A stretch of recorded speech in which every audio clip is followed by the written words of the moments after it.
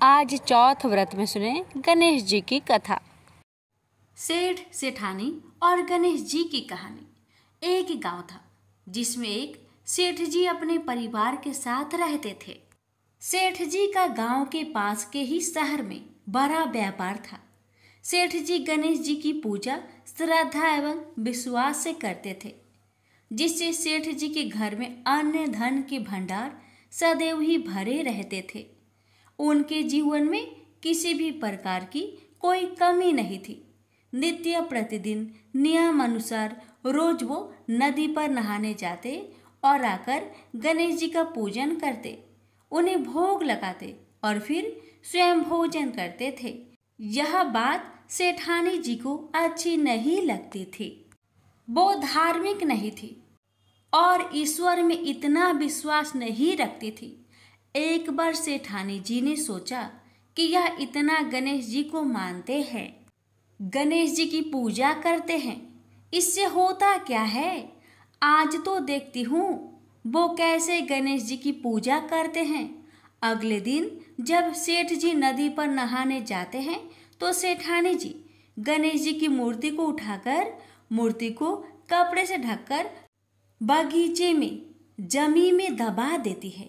जब सेठ जी नदी पर से नहाकर घर आते हैं और देखते हैं कि गणेश जी की मूर्ति तो मंदिर में नहीं है, तो वो सेठानी से पूछते हैं, गणेश जी की मूर्ति मंदिर में नहीं है, कहाँ गई?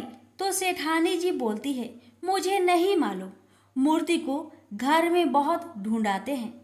उस दिन क्योंकि वो गणेश जी को भोग नहीं लगा पाए, इसके लिए सेठ जी ने अन्न जल का भी त्याग कर दिया और गणेश जी से प्रार्थना करने लगे, हे प्रभु, लगता है आप मुझसे रुष्ट हो गए हो और कहीं चले गए हो।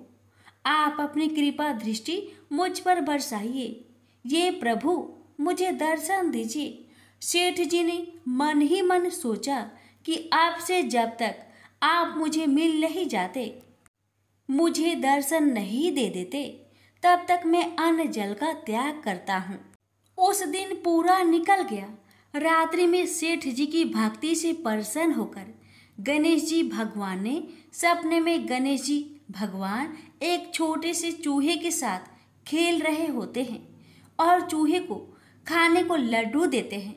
चूहा लड्डू लेकर बगीचे में जाता है और जमीन को खोदता है और लड्डू वहीं डाल देता है। अचानक सेठ जी की नींद खुल जाती है।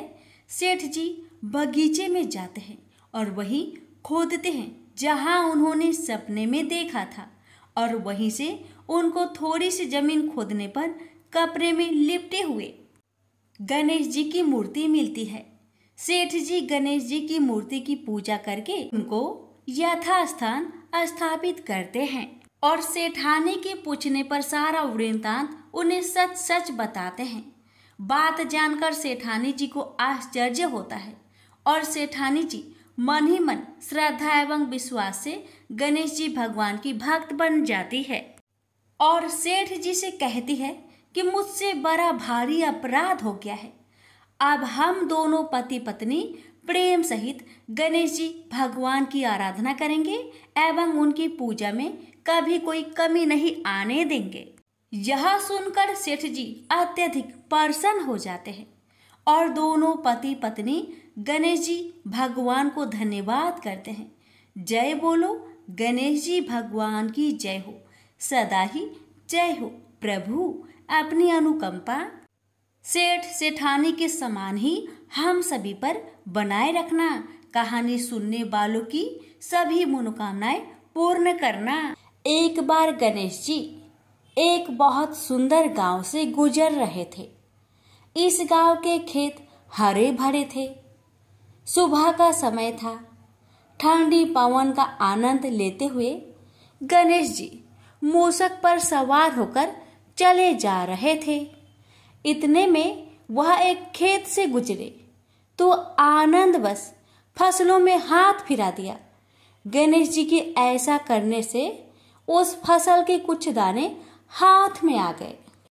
अब गणेश जी को पछतावा हुआ कि उन्होंने तो चोरी कर ली।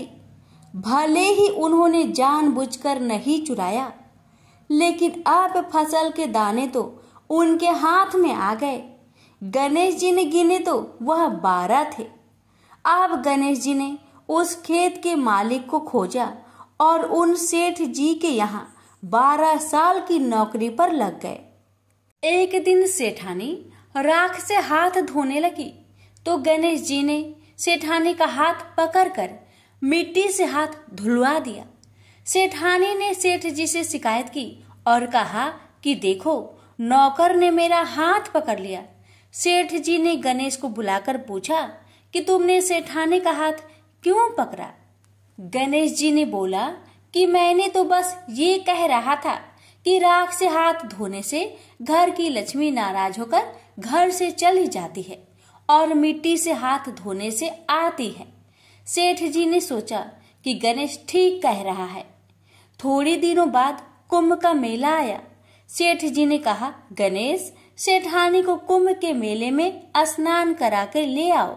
सेठानी किनारे पर बैठकर नहा रही थी तो गणेश जी उनका हाथ पकड़कर आगे डुबकी लगवा लाए। घर आकर सेठानी ने सेठ से कहा कि गणेश ने तो मेरी इज्जत ही नहीं रखी और इतने सारे आदमियों के बीच में मुझे घसीटकर आगे पानी में ले गए। तब सेठ जी ने गणेश जी से पूछा कि ऐसा क्यों किया?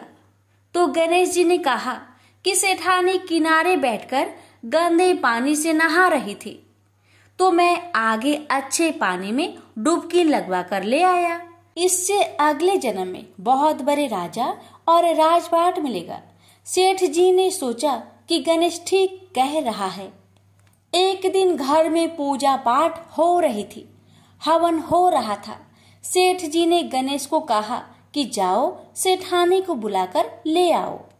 गणेश सेठानी को बुलाने गए तो सेठानी काली चुनरी ओढ़कर चलने लगी तो गणेश जी ने काली चुनरी फाड़ दी और कहा कि लाल चुनरी ओढ़ के चलो। सेठानी नाराज होकर सो गई। सेठ जी ने आकर पूछा, क्या बात है? तो सेठानी बोली कि गणेश ने मेरी चुनरी फाड़ दी। सेठ जी ने गणेश को बुलाकर बहुत डांटा तो गणेश जी ने कहा, पूजा पाठ में काला वस्त्र नहीं पहनते हैं, इसलिए मैंने लाल वस्त्र के लिए कहा। काला वस्त्र पहनने से कोई भी शुभ काम सफल नहीं होता है। फिर सेठ जी ने सोचा कि गणेश है तो समझदार। एक दिन सेठ जी पूजा करने लगे तो पंडित जी ने बोला कि वो गणेश जी की मूर्ति लाना भूल गए, अब क्या करें? तो गणेश जी ने बोला कि मेरे को ही मूर्ति बनाकर विराजमान कर लो, आपके सारे काम सफल हो जाएंगे। यह बात सुनकर सेठ जी को भी बहुत गुस्सा आया और वे बोले कि तुम तो अब तक सेठानी से ही मजाक करते थे, मेरे से भी करने लगे। तो गणेश जी ने कहा, मैं मजाक नहीं कर रहा हूँ, मैं सच बात कह रहा हूँ। इतने में ही गणेश जी ने गणेश जी का रूप धारण कर लिया और सेठ और सेठानी ने ही गणेश जी की पूजा की। पूजा खत्म होते ही गणेश जी अंतर ध्यान हो गए। सेठ सेठानी को बहुत धोखा हुआ और उन्होंने कहा कि हमारे पास तो गणेश जी रहते थे और हमने उनसे इतना काम करवाया। तो गणेश जी ने सपने में आकर सेठ जी को कहा कि आपके खेत में से मैंने 12 अनाज के दाने तोड़ लिए थे, उसी का दोष उतारने के लिए मैंने आपके यहाँ काम किया था। सेठ जी की करोड़ों की माया हो गई। हे गणेश जी महाराज, जैसा सेठानी को दिया वैसा सबको देना, कहते को सुनते को और सारे परिवार को दे देना। जय श्री गणेश जी। एक बार पथवाड़ी माता पाल और विनायक जी में झगड़ा हो गया। सब आपस में स्वयं को बड़ा बताने लगे। इतने में एक ब्राह्मण का लड़का आया। पाल, पथवाड़ी, गजानन जी ने उसे रोका और कहा, लड़के रुक जा और हमारा न्याय कर। लड़का बोला, मैं कल वापस आऊंगा तब न्याय करूंगा। घर आकर लड़के ने माँ से कहा, माँ, मुझे कल पाल, पथवाड़ी माता, विनायक जी का न्याय चुकाना है। तो माँ ने कहा, बेटा सबको बड़ा बता देना। दूसरे दिन लड़का वहाँ गया और बोला, पाल माता आप बड़ी हो, क्योंकि हर व्यक्ति आता है और स्नान ध्यान करके शुद्ध होकर जाता है और आप सबकी रक्षा करती हैं। हे पथवारी माता, आप सबसे बड़ी हो, क्योंकि कितने भी तीर्थ धर्म ध्यान कर ले पर आपकी पूजा किए बिना उनका कार्य पूर्ण नहीं होता। आप जीवित को भी तारती हैं और मरने के बाद भी उद्धार करती है। पथवारी माता पथ की धारिणी, इसलिए आप बड़ी हो। अब विनायक जी से लड़का बोला, सबसे पहले शुभ काम में आपको ही मनाया जाता है। आपको ध्याये बिना कोई काम सिद्ध नहीं होता, इसलिए आप बड़े हो। पाल माता, पथवारी माता, विनायक जी भगवान लड़के की चतुराई से प्रसन्न हो गए और बोले, लड़के, तुमने तो हम सबको बड़ा कर दिया। उसको सुखी रहने का आशीर्वाद दिया और जौ के दाने उसके अंगोछे में डाल दिया। लड़का सोचने लगा, ये तो घाटे का सौदा रहा। सारा दिन खराब कर न्याय किया और इतने से जौ मिले। उदास मन से घर आकर अंगोछा एक कोने में डाल दिया। माँ ने अंगोछा उठाया तो उसमें से हीरे मोती बिखर गए। तो माँ बोली, बेटा न्याय करके क्या लाया है? लड़का बोला, माँ कोने में जो पड़ा है देख लो। वहाँ गई, देखा हीरे मोती का ढेर लगा है। हीरे मोती जगमगा रहे हैं। माँ अत्यधिक प्रसन्न हो गई।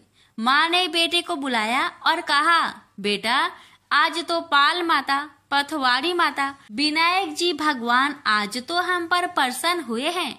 माँ बेटे बहुत प्रसन्न हुए। हे भगवान, जैसा पाल माता, पथवारी माता, विनायक जी भगवान ने लड़के को दिया, वैसे सबको देना। कहानी कहने सुनने हुक्कर भरने वालों को सुख समृद्धि धन्य धान्य देना। प्रेम से बोलिए, पाल पथवारी विनायक भगवान की जय। एक बार गणेश जी ने पृथ्वी के मनुष्य की परीक्षा लेने का विचार किया। वे अपना रूप बदलकर पृथ्वी पर भ्रमण करने लगे। उन्होंने एक बालक का रूप बना लिया। एक हाथ में एक चम्मच में दूध ले लिया और दूसरे हाथ में एक चुटकी चावल ले लिए और गली गली घूमने लगे।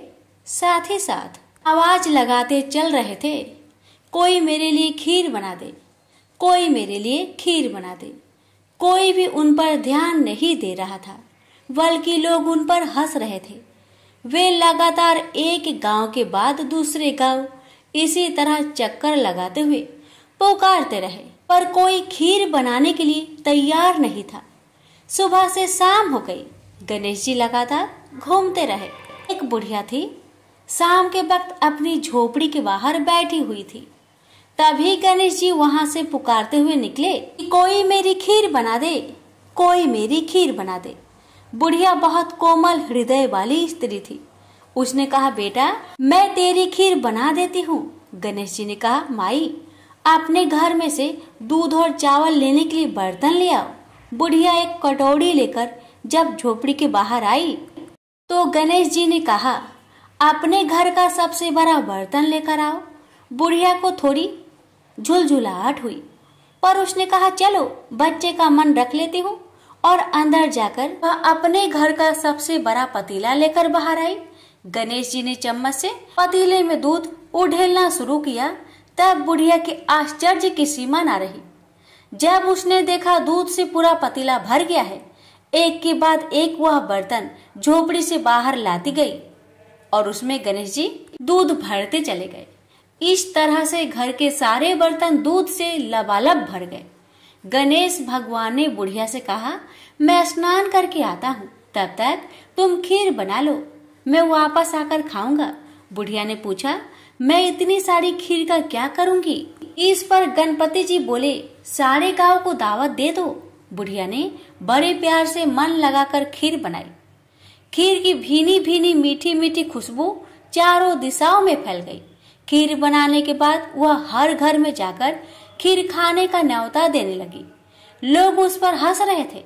बुढ़िया के घर में खाने को दाना नहीं और यह सारे गांव को खीर खाने की दावत दे रही है। लोगों को कौतूहल हुआ और खीर की खुशबू से लोग खींचे चले आए। लो, सारा गांव बुढ़िया घर में इकट्ठा हो गया। जब बुढ़िया की बहू को दावत की बात मालूम हुई तब वह सबसे पहले वहां पहुंच गई। उसने खीर से भरे पतीलों को जब देखा तो उसके मुंह में पानी आ गया।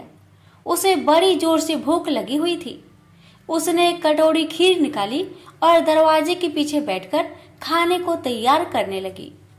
इसी बीच एक छींटा गिर गया और गणपति जी का भोग लग गया और वो प्रसन्न हो गए। अब पूरे गांव को खाने की दावत देकर बुढ़िया वापस अपने घर आई। उसने देखा बालक वापस आ गया था। बुढ़िया ने कहा, बेटा खीर तैयार है, भोग लगा लो।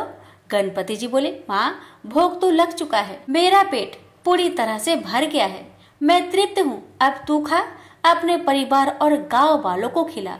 बुढ़िया ने कहा, यह तो बहुत ज्यादा है, सबका पेट भर जाएगा, इसके बाद भी यह बच जाएगी। उस बची खीर का मैं क्या करूंगी? ईश्वर गणेश जी बोले, उस बची खीर को रात में अपने घर के चारों कोनों में रख देना। और बुढ़िया ने ऐसा ही किया। जब सारा गांव जी भरकर खा चुका तभी ढेर सारी खीर बच गई। उसने उसके पत्र को अपने घर के चारों तरफ रख दिया। वहां उठकर उसने क्या देखा? पतीले में खीर के स्थान पर हीरे, जवाहरात और मोती भर गए हैं। बहुत खुश हुई। उसकी सारी दरिद्रता दूर हो गई। वह आराम से रहने लगी। उसने गणपति जी का एक भव्य मंदिर बनवाया और साथ में एक बड़ा सा तालाब भी खुदवाया। इस तरह उसका नाम दूर दूर तक प्रसिद्ध हो गया। उस जगह वार्षिक मेले लगने लगे। लोग गणेश जी की कृपा प्राप्त करने के लिए उस स्थान पर पूजा करने और मान्यताएं मानने के लिए आने लगे। गणेश जी सबकी मनोकामनाएं को पूरी करने लगे। प्रेम से बोलिए गणेश भगवान की जय।